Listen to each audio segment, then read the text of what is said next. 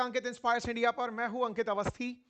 Middle east में फिर एक बार युद्ध की आहट शुरू हो चुकी है और ये आहट इतनी तेज है कि आपको इस अपडेट से आइडिया लगने वाला है कि कैसे लेवल पर तैयारी चल रही है। क्या ये घटना आने वाले समय में विश्व युद्ध के अंदर तब्दील तो नहीं हो जाएगी? क्या इस घटना के रिटेलिएशन से पूरा मिडिल ईस्ट आग का गोला तो नहीं बन जाएगा? क्योंकि अमेरिका ने लगभग ईरान पर हमले करने की प्लानिंग कर ली है। आज के अपडेट से आप वो सारी जानकारी जानेंगे, क्योंकि अमेरिका ने मिडिल ईस्ट में सबसे ज्यादा जहां उसके सैनिक बैठे हैं कतर में, वहां से उन्हें हटने का आदेश दे दिया है कि यहां से हट जाइए। क्योंकि इसराइल और ईरान के बीच में जब पहले कन्फ्लिक्ट हुआ था, तब ईरान ने अल उदैद एयरबेस जो अमेरिका का बनाया हुआ है कतर में, उसे टारगेट किया था कतर की सुरक्षा को ध्यान में रखते हुए, क्योंकि ईरान ने धमकी दी थी कि अमेरिका अगर कुछ करता है तो मिडिल ईस्ट में उसके ठिकानों को निशाना बनाएंगे। ऐसे में अमेरिका ने अपने एयरबेस को खाली करने के लिए सैनिकों को हटने का आदेश दे दिया है। लेकिन अमेरिका जिस गति से आगे बढ़ रहा है, मतलब ट्रंप का यह आदेश देना कि अब सारी वार्ताएं बंद हो गई हैं, वार्ता खत्म, अब देखा जाएगा, चिंता मत करो प्रदर्शनकारियों, हम आपके लिए आ रहे हैं, मदद रास्ते में है। इस तरह का संदेश अपने आप में पूरी दुनिया में एक स्थिति पैदा करता है, जिसके चलते भारत दोबारा एडवाइजरी जारी कर देता है। तुरंत कहता है जो भी लोग हैं तुरंत वहां से बाहर निकलिए। यूरोप के देश भी अपने अपने लोगों को निकलने का आदेश दे देते हैं। और इसी बीच में मिस्टीरियस चीनी प्लेन कतर ईरान में उतरता हुआ दिखाई देता है। ये सारी बातें अपडेट के साथ आपके सामने लेकर हूं। आइए शुरू करते हैं और सारी जानकारी आपको देते चलते हैं। साथियों, कतर में जो हो रहा है उसे लेकर लगातार मैं आपके सामने हमारे एक और अन्य YouTube चैनल अपनी पाठशाला पर लगातार अपडेट देता आ रहा हूं। तब से प्रोटेस्ट शुरू हुए हैं, तब से प्रोटेस्ट, प्रोटेस्ट के बाद ब्लैकआउट, ब्लैकआउट के बाद इंटरनेट बंद, और उसके बाद में एडवाइजरी, जिसमें हमने यह कहा कि हमला हो सकता है। अभी 2 दिन पहले मैंने आपको कहा था किसी भी वक्त क्या अमेरिका हमला करने की तैयारी कर रहा है। यह जानकारी अगर आप हमारे अपनी पाठशाला के लगातार लिसनर हैं तो मैंने वहां पर यह सीरीज चलाई हुई थी कि ईरान में क्या हो रहा है। अब आप यहां पर अपडेट प्राप्त कर लीजिए, क्योंकि ईरान पर अमेरिकी हमला होने ही वाला है। यह सवाल कि क्या वाकई में आज होगा कि 7 दिन में होगा, यह तो अब ट्रंप जाने, क्योंकि ट्रंप भी चाहते हैं कि मैं प्रिडिक्टेबल ना रहूं भारत की तरह। क्योंकि भारत सरकार भी जब पाकिस्तान पर हमला करने की प्लानिंग कर रही थी, ऑपरेशन सिंदूर की, तो दुनिया जिस समय कयास लगा रही थी उस समय नहीं करना था, दाएं बाएं करके करना था। तो ट्रंप को दुनिया ने कैलकुलेट तो कर लिया है कि ये हमला करने वाले हैं, आज करेंगे या रुक के करेंगे, मेरी मर्जी टाइप से अमेरिका कर रहा है।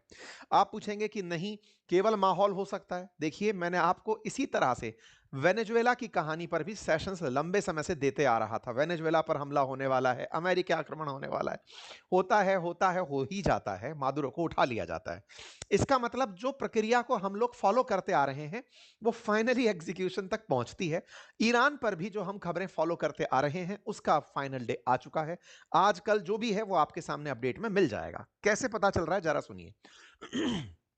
यहां पर आप हेडलाइन देखें, जर्मनी, स्पेन, इटली, पोलैंड सभी ने अपने सिटीजन से कहा है कि ईरान छोड़कर के तुरंत निकल लें, क्योंकि अमेरिका का हमला हो सकता है। अब यह कौन से न्यूज़पेपर में छपा है? टीआरटी वर्ल्ड में, तुर्की का न्यूज़पेपर है, इस्लामिक वर्ल्ड का न्यूज़पेपर है। अमेरिका के हमले के बारे में खबर छाप रहा है कि दुनिया के देशों ने अपने लोगों से कहा है निकल लो, अमेरिका हमला कर सकता है। ठीक है, साथ में हेडलाइन बनती है, अमेरिका ने अपने सैनिकों को जो मिडिल ईस्ट के अंदर बेसिस पर तैनात हैं उन्हें तत्काल प्रभाव से हटने की कहा है। Iran warn of retaliation if Trump strike. अब यह कहानी क्या है? असल मायने में अमेरिका यह जानता है, क्योंकि एक दिन पहले ही ईरान ने धमकी दी थी कि अगर अमेरिका आपने हम पर हमला किया तो आपके जितने भी ठिकाने हैं मिडिल ईस्ट में सबको टारगेट बनाएंगे। फिर मत कहना, क्योंकि देखिए अमेरिका तो बहुत दूर बैठा हुआ है और अमेरिका चाहता भी इस तरह से है कि कोई अमेरिका पर हमला करने की प्लानिंग ना करे। उसको तो ये रास्ता बिल्कुल क्लियर है। लेकिन अमेरिका के जो बेसिस बने हुए हैं मिडिल ईस्ट में, उन पर तो हमला किया जा सकता है। ऐसे में उसने उन बेसिस के बारे में पहले ही धमकी दे दी थी ईरान ने कि देख लो भाई, हम आपके बेसिस पर हमला करेंगे। यह बात जैसे ही बाहर आती है, हमारे सारे हवाई जहाज अपना रास्ता बदल देते हैं। एयर इंडिया, इंडिगो, इन सब ने ट्रेवल एडवाइजरी जारी करते हुए कह दिया कि भाई अब हम ईरान के एयर स्पेस से नहीं उड़ेंगे। ईरान ने भी अपने एयर स्पेस बंद कर दिए। क्यों? क्योंकि अगर अमेरिकी कोई फाइटर जेट हमला करने आएगा तो उसे ईरान अपने रडार से समझ जाएगा कि भाई अपना जहाज नहीं है, किसी का जहाज नहीं है, ठोको। मतलब पूरी तरह देखिए, ईरान वेनेजुएला की तरह देश नहीं है, मजबूत कंट्री है, बढ़िया डिफेंस है, बढ़िया उसके पास में ड्रोन्स हैं, मिसाइल्स हैं, लंबे समय से युद्ध की तैयारी है, इतने दिन से प्रेशर झेल रहा है। और ईरान के साथ में चीन और रूस का भी बैकिंग है। रूस का बैकिंग मैं बोल रहा हूं, इसके पीछे का तर्क यह है कि जब रशिया यूक्रेन युद्ध हुआ है ना, उस समय पर ईरान ने खूब सारे ड्रोन रूस को दिए हैं। ऐसे में रूस ईरान के साथ ना आए ऐसा लगता नहीं है, क्योंकि बदले में रूस जरूर आएगा, क्योंकि ईरान पूरे टाइम रशिया यूक्रेन में रूस के साथ खड़ा रहा है। ऐसे में अगर रूस ने इन्हें अपने मिसाइल सिस्टम दे दिए, चीन ने अपने व्यापार को बचाने के लिए कुछ कर दिया, तो यह बहुत ही भीषण स्थिति तक घटना जा सकती है। यूएस मिलिट्री के बारे में यरूशलेम पोस्ट लिख रहा है कि अगले 24 घंटे के अंदर हमला हो सकता है। यह यूरोपियन ऑफिशियल्स के बयान को यरूशलेम पोस्ट लिख रहा है। मतलब कुल मिलाकर के खबरों में ईरान पर अगले 24 घंटे में हमले की बातें चल रही हैं। साथ ही साथ ईरान के लोग भी अब देश छोड़ छोड़कर पलायन के लिए तैयार हुए हैं, निकल रहे हैं।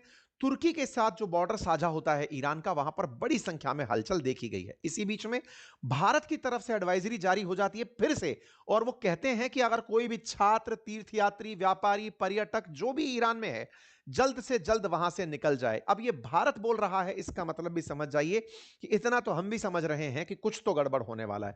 भारत की जो एम्बेसी है ईरान में, उसने प्रॉपर अपडेट दे दिया है कि भाई ये फोन नंबर्स हैं, तत्काल प्रभाव से पहुंचो और यहां से निकलो। भारत के विदेश मंत्रालय की तरफ से भी कल 14 जनवरी के दिन अपडेट दे दिया गया, जो भी एडवाइजर्स हैं, जो भी लोग हैं, वहां से बाहर आ जाएं। इस बीच में भारत के विदेश मंत्री ने ईरान के विदेश मंत्री से फोन पर बातचीत करी और उनके बारे में सिचुएशन जानी। एयर इंडिया की तरफ से आया ये अपडेट देख सकते हैं कि भाई हम ईरान पर से नहीं उड़ेंगे। इंडिगो की तरफ से आया अपडेट देख सकते हैं, हम ईरान पर से नहीं उड़ेंगे। मतलब पूरी तरह से बैटल ग्राउंड सज चुका है, बातें हो चुकी हैं, युद्ध की तैयारियां हैं, और इस युद्ध की तैयारी में ईरान से होकर के भारत की जो फ्लाइट्स बाहर की तरफ या फिर यूरोप की तरफ जाने वाली थी उन सब ने रास्ते बदलने शुरू कर दिए हैं। ईरान एयर स्पेस बंद कर दिया गया है।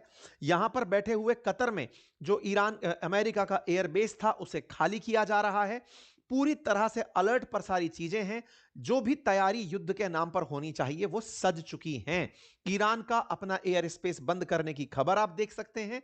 ईरान ने थोड़े दिन पहले भी एक बार के लिए एयर स्पेस बंद किया था, जिसके चलते अब आज सुबह सुबह का अपडेट है कि यूरोप की जो फ्लाइट्स हैं वो भी अब ईरान के एयर स्पेस में नहीं उड़ेंगी। इटली, पोलैंड अपने सिटीजन से कह रहे हैं कि भैया जल्दी से निकल जाओ। इस बीच में इंटरनेट की पूरी जो मतलब व्यवस्था है वो चौपट है। लगातार 8वां दिन है ईरान में इंटरनेट के माध्यम से कोई खबर बाहर नहीं आ रही है। ठीक है, अब ये खबर में इतना ज्यादा तड़का कैसे लगा, उस खबर तक चलते हैं। कल शाम को अमेरिका का जो न्यूज, मतलब एक तरह से समझिए ये हैंडल है जो अमेरिकी खबरें बाहर निकालता है, उसमें यह साफ साफ कहा गया कि अमेरिकी अधिकारियों ने न्यूज चैनल रॉयटर से कहा है, the US is withdrawing some personnel from major US bases in Middle East. अर्थात केवल कतर में ही नहीं, अमेरिका के जितने भी मिडिल ईस्ट के अंदर और बेसिस हैं, वहां से वो लोगों को निकालने का आदेश दे चुका है। इस बात का कंफर्मेशन हो जाता है जब कतर की तरफ से खुद यह कमेंट आ जाता है। यहां पर ध्यान देने की बात है, यह वही कतर है जिसकी कोई गलती नहीं थी, लेकिन पिछली बार बेचारे पर गोला डाल दिया गया था। कब की बात है? ईरान इजराइल जब युद्ध चल रहा था, तब ईरान ने कतर को बोलकर अमेरिकी एयरबेस पर हमला किया था कि सुनो, तुम हमारे मित्र हो, लेकिन अमेरिका वाले तुम्हारे यहां बैठे हैं, उन पर हम हमला करेंगे। ट्रंप ने फिर यह कहा था कि ईरान ने हमें पहले ही कह दिया था हम हमला करने आ रहे हैं, थैंक यू ईरान, आपने हमें इन्फॉर्म करके हमला किया। ईरान इजराइल के बीच में जब थोड़े दिन पहले कन्फ्लिक्ट हुआ था, तब अमेरिका के बेस को ईरान ने निशाना बनाया था। अब चूंकि अमेरिका खुद पार्टी बनकर ईरान पर हमला करने आ रहा है, तो इस बार अमेरिका वर्सेस ईरान है, इजराइल वर्सेस ईरान नहीं हो रहा है। लेकिन इजराइल से तो असली नफरत है, नफरत ही इजराइल से है, इसी चलते तो अमेरिका आ रहा है। तो इजराइल के लोग क्या कर रहे हैं, यह भी तो अपने आप में एक खबर है। साथ ही साथ कतर ने साफ कह दिया है, सुनो भाई, अपडेटेड खबर यह है कि अल उदैद एयरबेस से लोग जा रहे हैं, यह हम आपको बताना चाहते हैं। कतर खुद डरा हुआ है कि इन लोगों की लड़ाई में हम ना मारे जाएं। पिछली बार इजराइल ने गुस्से में हमास के लोगों को मारने के लिए हमारे देश में हमला कर दिया। लड़ाई कहीं भी होती है, कतर में गोला फटता है। तो भाई अमेरिकियों, तुम्हें रोकने की कीमत चुकानी पड़ती है। कृपया करके जब तुम यहां से निकल रहे हो तो हमें खबर देने दो। फिर भाई लिस्ट निकल कर आती है हवाई जहाजों की। सारे हवाई जहाज रास्ता छोड़ करके जाते हुए दिखाई देते हैं, कतर एयरबेस से उड़ते हुए हवाई जहाज दिखाई देते हैं। जब नोटिस किया जाता है कि यूएस मिलिट्री के बेसिस कहां कहां हैं, तो इस पूरे मिडिल ईस्ट में जहां जहां पर भी यूएस मिलिट्री बेसिस हैं, जहां पर लगभग मतलब मिनिमम 1000 से ज्यादा तो कहीं ना कहीं सैनिक हैं ही हैं। ऐसे में अगर आप देखें तो कुवैत, अल उदैद, यूएई, इसी प्रकार से बहरीन, सऊदी, जहां जहां भी